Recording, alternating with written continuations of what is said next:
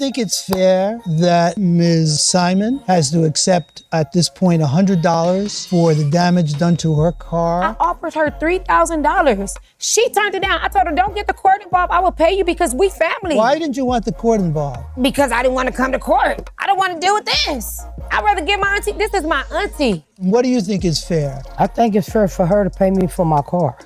I've been going through a lot of stuff since my daughter's died. From her and other people too. I was helping you. No, you wouldn't have. I was, you didn't.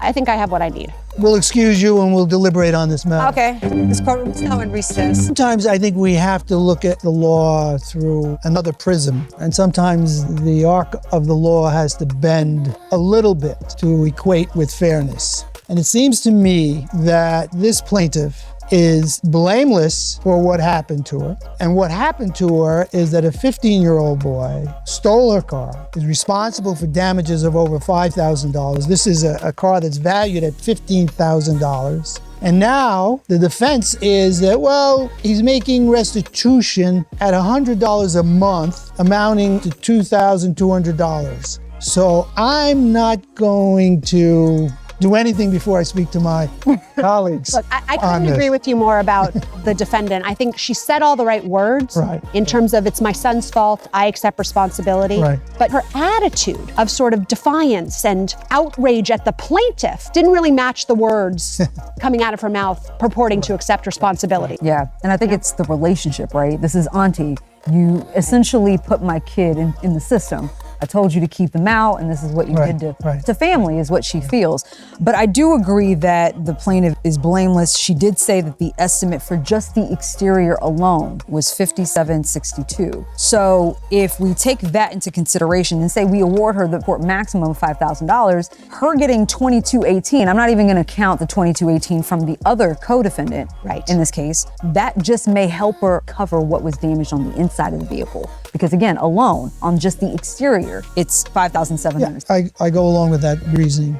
I agree. Great, we have a verdict. Ms. Thompson, may I ask what you do for a living? I work 7-11. How many days a week? 6 days, 7 days. The night shift? Yes. That's a tough job. Yes. You don't get paid enough. No, but I gotta do something. Well, of course you gotta do something. It's difficult raising one child. It is. But seven, seven. It's even more difficult. Now remember what your son was accused of.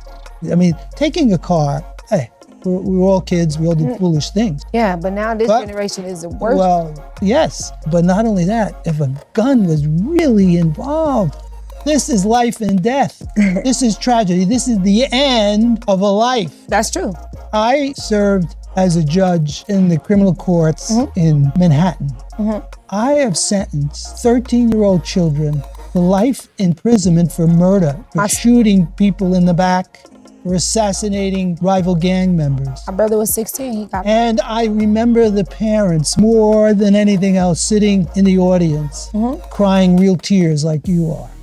And I don't want your son or you ever be in that kind of a situation. So you have to do everything you can. You have to keep trying. I keep trying. You have to keep trying. You have to recognize that this woman was blameless in this situation.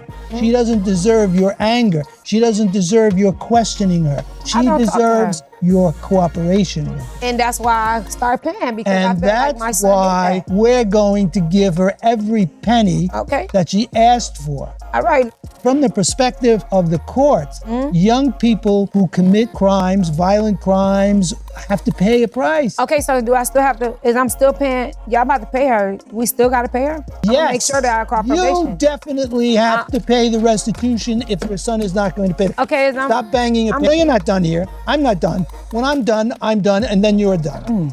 Okay, I understand. And as I would tell the parents and the young people that came before me who thought they were tough guys and they were gangsters, they think that by pulling a trigger, that makes them a man. And I said, power is in the pen. I can take this pen and sign away your life. That's power, that's respect, That's why I don't put myself involved. So I don't have to worry about nobody using a pen and signing my life away, because I don't even deal with nothing.